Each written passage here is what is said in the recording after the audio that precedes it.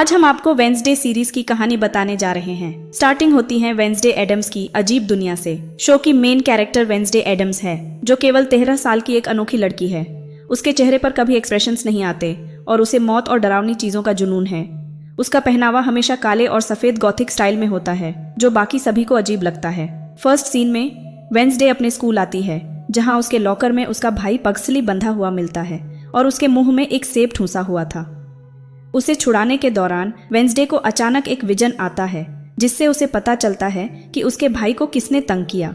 यही हमें पता चलता है कि वह कोई नॉर्मल गर्ल नहीं है। वेंसडे के पास किसी के पास्ट और फ्यूचर को देखने की पावर्स है।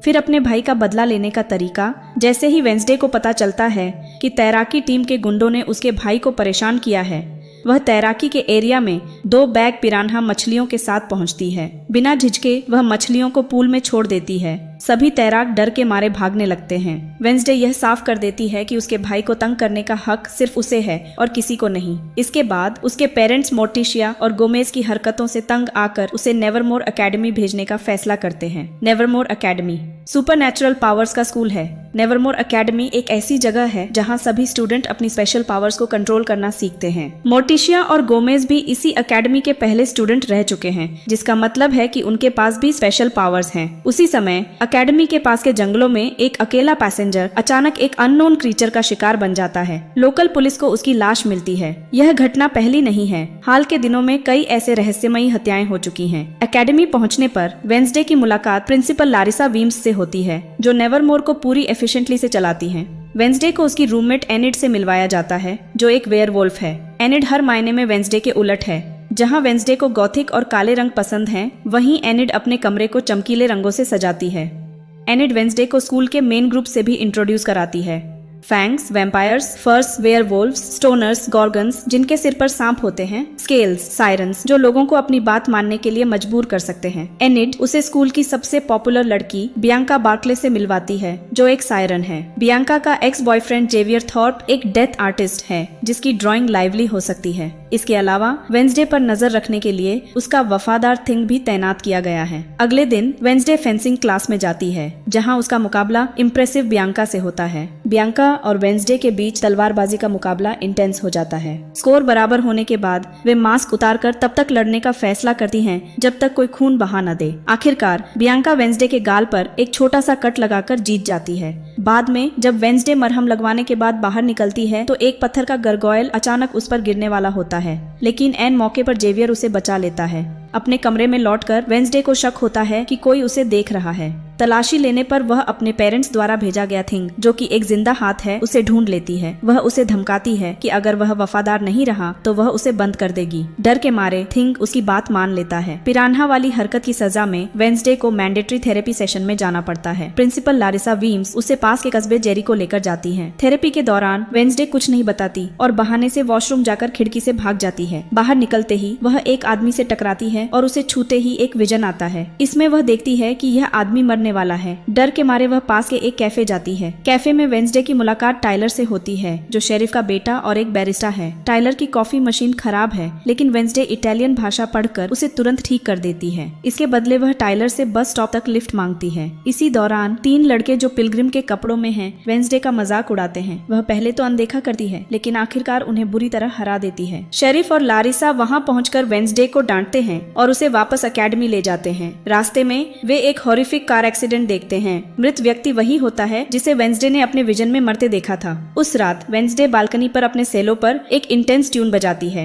एनिड, जो खुद एक वेयरवुल्फ है, बताती है कि वह अपने साथियों के साथ नहीं है, क्योंकि वह अभी तक कन्वर्जन नहीं कर पाई है। दूसरी ओर थिंग टाइलर को कॉल करने पर मजबूर करता है। वेंसडे और टाइलर वीडियो कॉल पर बात करते हैं और वह उसे अगले दिन हार्वेस्ट फेयर में मिलने को कहती है। असल में उसका इरादा एकेडमी से भागने का होता है। मेले में लारिसा उसकी हर हरकत पर नजर रखती है। इसके बावजूद वेंसडे टाइलर से मिलती है और दोनों भागने की कोशिश करते हैं। इस दौरान वेंसडे अपने क्लासमेट्स रोवन को देखती है, जो जंगल में भागता है। वेंसडे उसे छूती है और एक भयानक विजन देखती है। रोवन की हत्या हो जाती है। वह तुरंत उसके पीछे जाती है ताकि उसे कॉन्शियस कर सके। रोवन उसे टेलीकिनेसिस से एक पेड़ पर बांध देता है और बताता है कि उसकी माँ एक प्रिडिक्टर थी और उन्होंने 25 साल पहले यह प्रिडिक्शन की थी कि वेंसडे नेवरमोर एकेडमी को नष्ट कर देगी। रोवन यह मानता है कि उसे वेंसडे को खत्म करना होगा ताकि फ्यूचर में होने वाली ट्रेजेडी को रोका जा सके।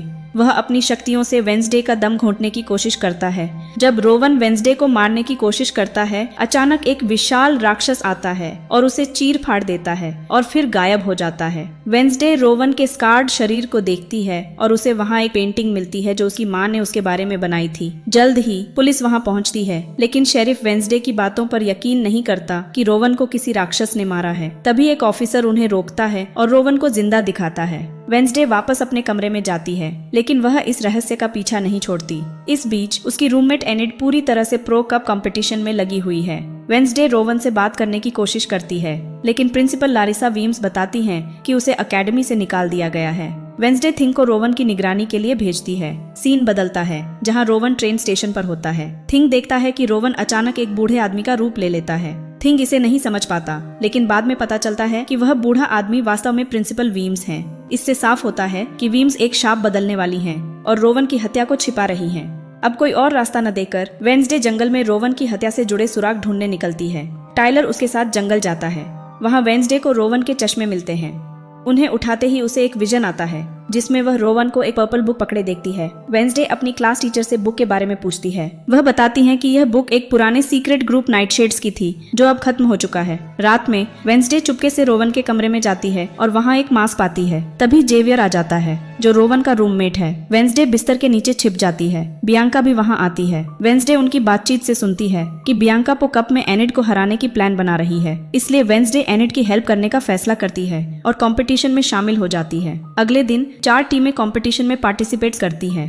गेम में कोई भी रूल्स नहीं है और बियांका इसका फायदा उठाती है। बियांका की टीम का एक मेंबर, जो जलपरी है, अदर टीमों की नावों को नुकसान पहुंचाता है, लेकिन वेंसडे और एनिड पहले से तैयार होते हैं। थिंग की मदद से वे जलपरी को पकड़ लेते हैं। कंपटीशन के बीच में वेंसडे को एक और विजन आता है। वह खुद का एक सुनहरे बालों वाला वर्जन देखती है, जो कहता है कि वह चाबी है। वेंसडे इस विजन से जागती है और पाती है कि बियांका की टीम अब पीछे हो चुकी है।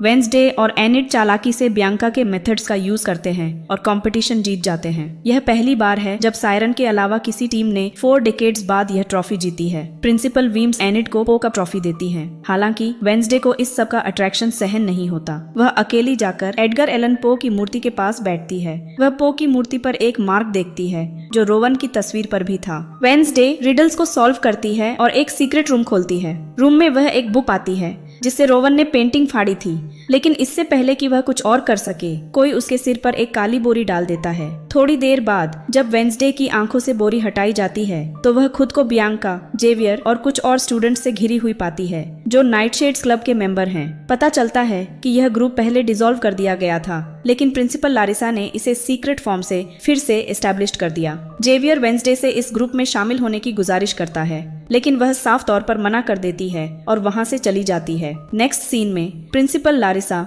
एनुअल आउटरीच डे की अनाउंसमेंट करती है, जिसमें नेवरमोर के स्टूडेंट्स को नाइटशेड्स क्लब के मेंबर्स के साथ ग्रुप्स में जाना होता है। जब वे शहर पहुंचते हैं तो वेंसडे जेवियर से कहती है कि उसका रूममेट मारा गया हो सकता है। हालांकि जेवियर को यकीन है कि रोवन मरा नहीं है, क्योंकि उसे सिर्फ एक्सपेल्ड किया गया था। इसके बावजूद वेंसडे उसे रोवन की माँ द्वारा बनाई गई पेंटिंग दिखाती है। जेवियर इसे ध्यान से देखता है और बताता है कि पेंटिंग में दिख रहा व्यक्ति कोई और नहीं, बल्कि जेरिको का फाउंडर जोसेफ क्रैकस्टोन है। कुछ समय बाद वेंसडे पिलग्रिम वर्ल्ड में वॉलंटियर करने का डिसीजन करती है, जो जेरिको के हिस्ट्री को शो करता है। वहाँ वह यूजीन से मिलती है, जो बीकीपिंग क्लब में उसका दोस्त है। दोनों बातचीत करने लगते हैं और वहाँ का मुआयना करना शुरू कर देते हैं। जल्द ही मिस अर्लिन, जो पिलग्रिम वर्ल्ड की देखरेख करती हैं, स्टूडेंट्स से मिलती हैं। वह उन्हें एक टूर देती हैं और जोसेफ क्रैकस्टोन के डियर रेलिक्स के बारे में बताती हैं। वेंसडे इन अवशेषों के बारे में और पूछती है और पता चलता है कि इसमें पुराने खेती के औजार, बर्तन और यहाँ तक कि उनके परिवार का चैम्बर पॉट भी शामिल है। हालांकि वेंसडे वहाँ काम करना चाहती है,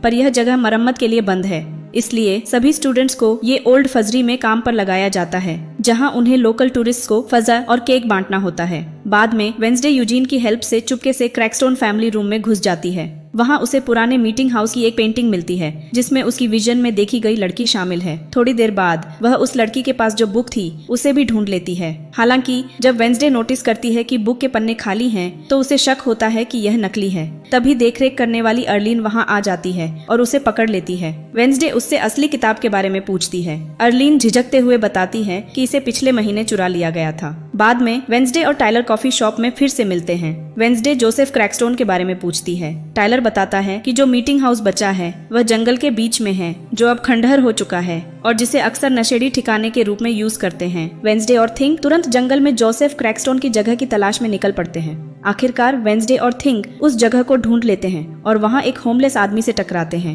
थिंग उसे पकड़कर गला दबाने लगता है और डराकर भगा देता है।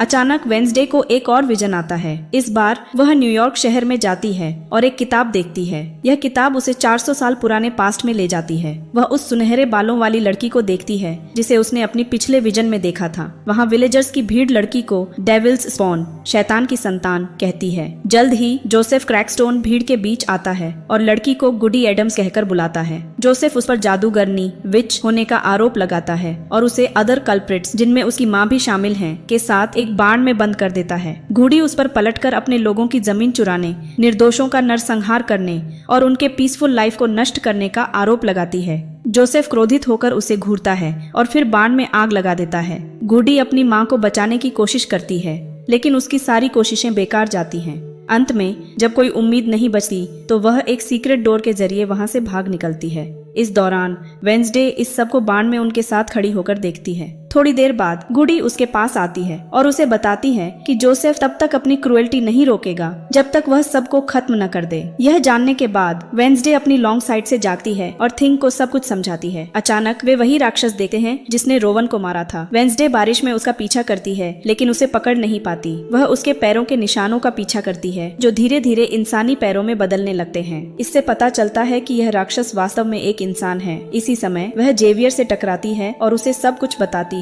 जेवियर निशानों को देखना चाहता है लेकिन बारिश ने उन्हें मिटा दिया होता है। अगले दिन सभी लोग जेरिको के फाउंडर जोसेफ क्रैकस्टोन की न्यू स्टैच्यू के अनवेलिंग के लिए टाउन स्क्वायर में इकट्ठा होते हैं। वेंसडे जेरिको मार्चिंग बैंड के साथ फ्लीटवुड मैक के डोंट स्टॉप का इंस्ट्रूमेंटल वर्जन बजाती है, जबकि मेयर और लारिसा स्टैच्यू का अनवेलिंग करते हैं। हालांकि स्थिति बिगड़ जाती है जब थिंग वेंसडे के ऑर्डर पर स्टैच्यू को आग लगा देता है। जहां बाकी लोग घबराकर भाग जाते हैं, वहीं वेंसडे के चेहरे पर बदले के इमोशन होते हैं और वह अपना वायलिन जोश से बजाती रहती है। बाद में प्रिंसिपल लारिसा वेंसडे को फटकार लगाती है और मूर्ति जलाने का आरोप उस पर लगाती है। हालांकि वेंसडे इस बात से साफ इनकार करती है कि उसने कुछ भी गलत किया है। इसके बजाय वह प्रिंसिपल लारिसा का सामना करती है और जेरिको के खून से सने रेसिस्ट हिस्ट्री को एक्सेप्ट करने से उनके इनकार पर सवाल उठाती है। इस बीच एक कैमरा घटना की तस्वीरें लेना शुरू करता है। कुछ ही समय बाद शेरिफ और उसकी टीम जंगल के खंडहरों में पहुंचती है और वहां होमलेस आदमी को मृत पाती है। वे उसके कैमरे में रिकॉर्ड हुई फुटेज का पता लगाते हैं